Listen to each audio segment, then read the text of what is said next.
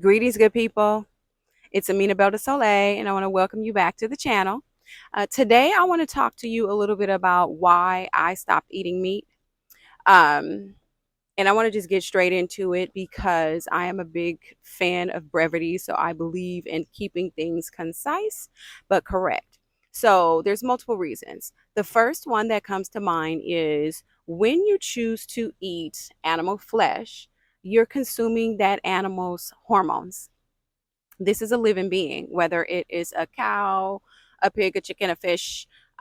This thing was alive. It has hormones. It reproduces. And you have your own hormones. So when you are consuming the hormones of another living being, it contributes to an imbalance in the body that throw off the natural function of your hormones that show up as all types of issues for women and men. Women are growing fibroids, they're having fertility issues, they are, men are having, excess breast tissue, excess body fat, like all these different things that come from having your hormones being disrupted. Think of it like this, like when you when they put you on birth control, they give you estrogen, right, in the form of a pill, and you take it, at certain dispersed doses, and then it changes the way that your body naturally functions. Well, when you eat these animal foods that have traces of their hormones in it, the way your body naturally functions changes as well, and unfortunately it manifests in various different types of disease. So that's one reason. Reason number two is proteins.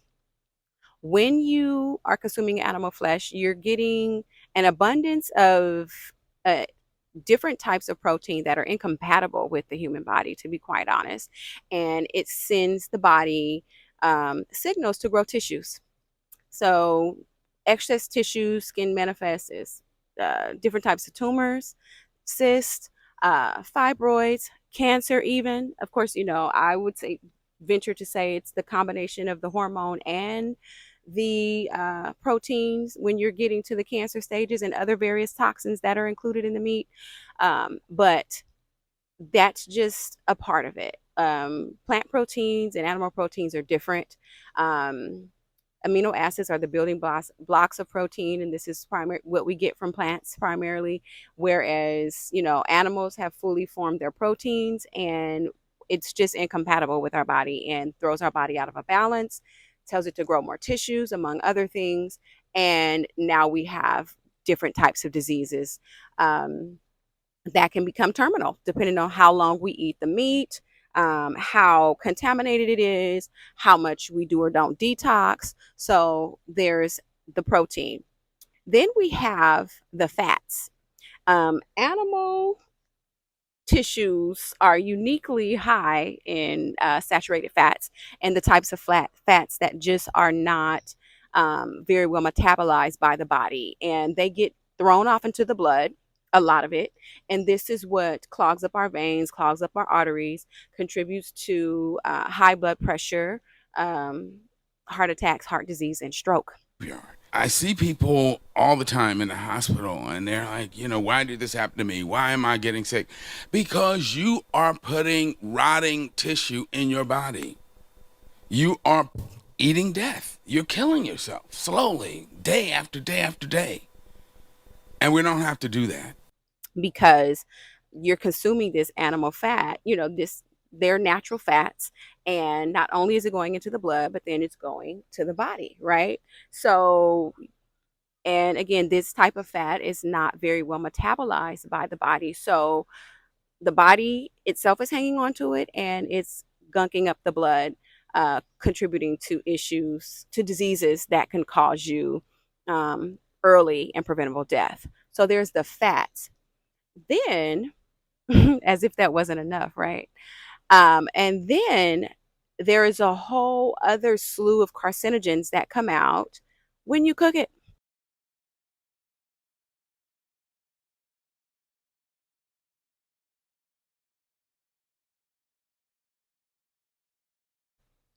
There is research on various different websites, and I may link some in the description that tell us that when we cook these meats, um, carcinogenic compounds are created, and there really is no way around it unless you like to eat rare meat, rare poultry, rare fish, you know, no way around it.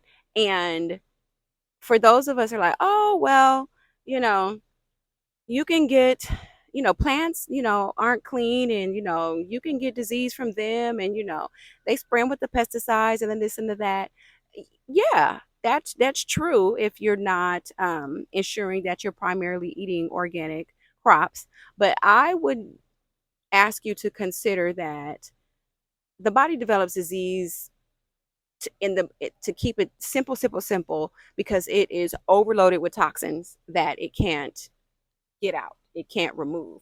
And so the less toxins that you put into your body, the slower the rate that you develop disease, or you may not even develop it at all. So why would you want to knowingly put things in your body that is going to cause you disease just because the science says so? Why would you want to do that?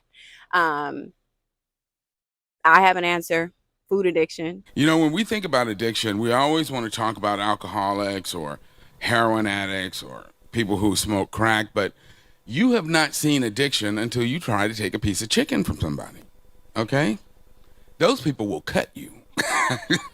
uh, you know, People don't want to call it what it is, but when you know that something is not good for you, you know that something is causing you harm, and you still choose to reach for it anyway, that is a form of addiction. And a lot of us know better, and we just continue to reach for the things that do us harm. I'm just going to say self harm with food. So I've covered hormones, proteins, fats, and then cooking it. Now, if you want to take a spiritual lens at the facts that eating meat causes majority of disease, totally preventable. It, in a karmic sense, makes sense. It's logical to me that when you charge your blood with violation, to use the words of another sister that I might like link on up in here because I had never heard it said that way. But when you charge the blood with violation from consuming murdered beings, it makes perfect sense in a karmic view that this would be the reason why you develop disease and die early. Um, So, with your history in psychology and your vast experience, do you think that eating animals and they're, commodifying animals, do you feel like that's the most quintessential issue at the core of a lot of our societal problems? Or is there something bigger? I think that is foundational. It's foundational. It definitely is, because it charges the blood with violation to feed off of the carcasses of violated beings. And people don't think about it because it's just the way that we've been raised. Used to be, there were those who had little small farms or whatever, and then they would have their own chickens and they would wring their necks and whatnot, and they weren't pumped up with a lot of hormones and chemicals and all of that. And even still, they weren't eating flesh 3 times a day, 7 days a week, right? So this industrialization of murder, and who's doing the murdering? So it's like it's completely antithetical to what it is to be as a being, to be in the business of murdering things. And so it creates, and very few people are talking about it, the kind of mental disturbance that has these ones who are abusive to their wives and their children. You understand, as a psych major, we're looking at the spiritual, the mental, the physical, the emotional, the financial. It's all one thing when it comes down to it. Now, yeah, it just cycle of life. You kill the animal and you eat them, and then because you're eating them and you've killed them, that is why you lead an unhealthy life and you die. So there's a lot of us that aren't on that page yet. We're not into the spirituality of it. There's a whole nother level of the spiritual aspect where, like, if your blood is charged with violation, not only is it creating sickness and disease in your body, but it's also preventing you from staying connected to your higher self and, ascending to higher planes and realms and truly, truly, truly being connected with God. Through prayer, I decided that I do not want to support those whose businesses, the meat, the dairy, the eggs, the chicken, the alcohol, tobacco, sugar, it wasn't just animals. It was all of the things that I was realizing were foundational in the disease state. Wow. Right? And so you it's cut all that out. Personal economic Right then. boycott. I'm not giving you Was this like just nothing. one day? And I'm actually here for that perspective. Like, it makes sense to me. It resonates with my spirit. And it's actually new to me in the last few years, like, to put that piece on spiritual ascension and spiritual wholeness, when you are violating the life of another living being unnecessarily because it tastes good. Plenty of things that taste good, plenty of things that are healthy for you, that taste good, that don't cause you disease, don't put extra fat on your body, don't lower your vibration energetically. Yes, that was the other one. So they have a whole science dedicated to measuring the energetic level or the energetic resonance of food. And they measure it in angstroms. And what they found is that fruits give you the highest at somewhere around like 12,000 angstrom. And then you have veggies coming in between like 9,000 and 6,000 angstroms of energy.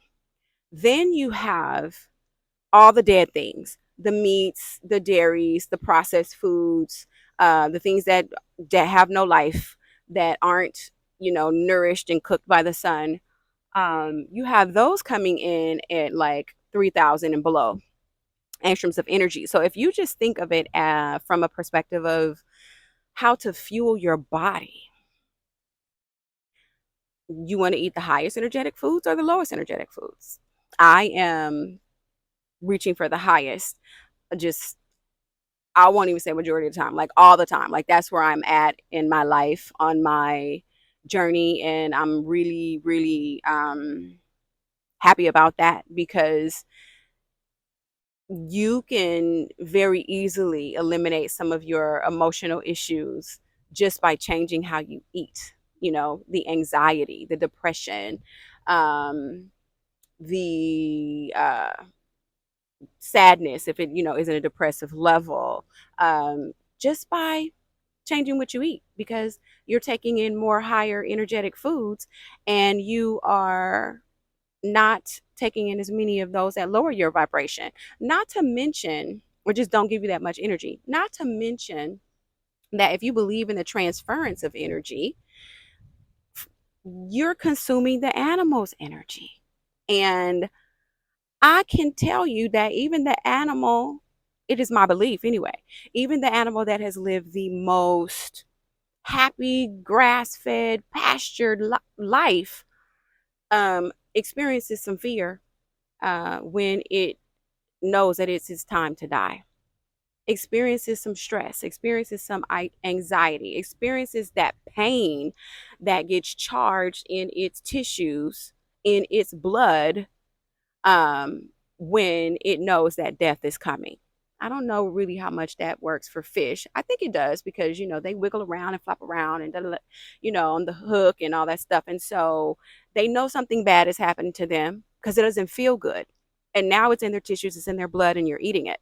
And so try changing your diet. But those are the primary reasons for me. Like, I place a high value on my health. I am coming into a space, or have been into a space in life, where the valuing of the life of all beings, even beings that don't look like me, even beings that aren't human, is become a higher priority. But even if you say, oh, you know what, I don't really care about the happiness of animals or the quality or right to life of animals, I care about mine.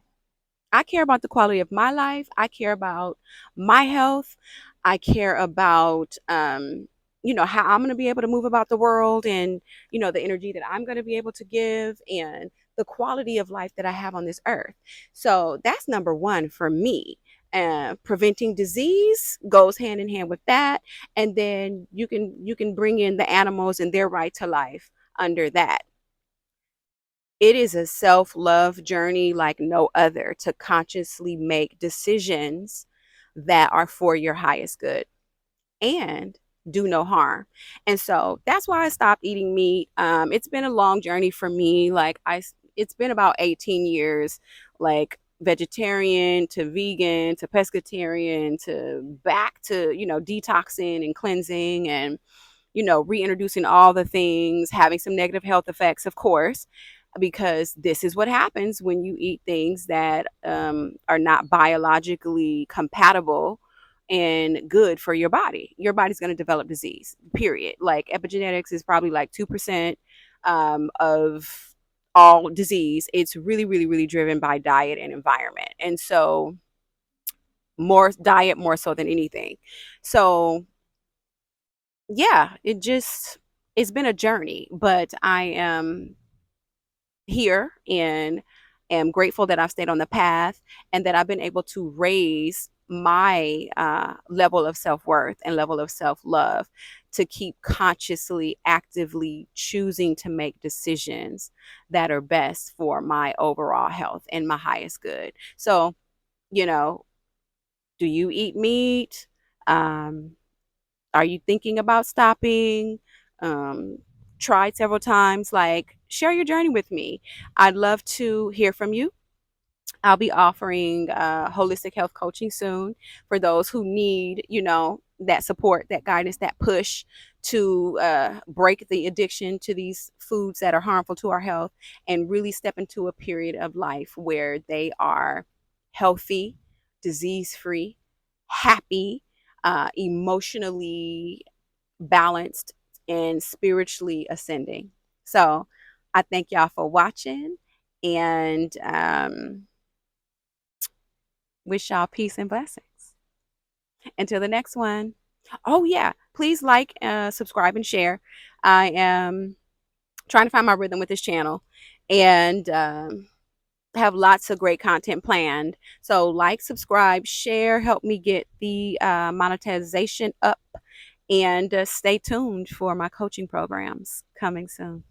Peace and blessings.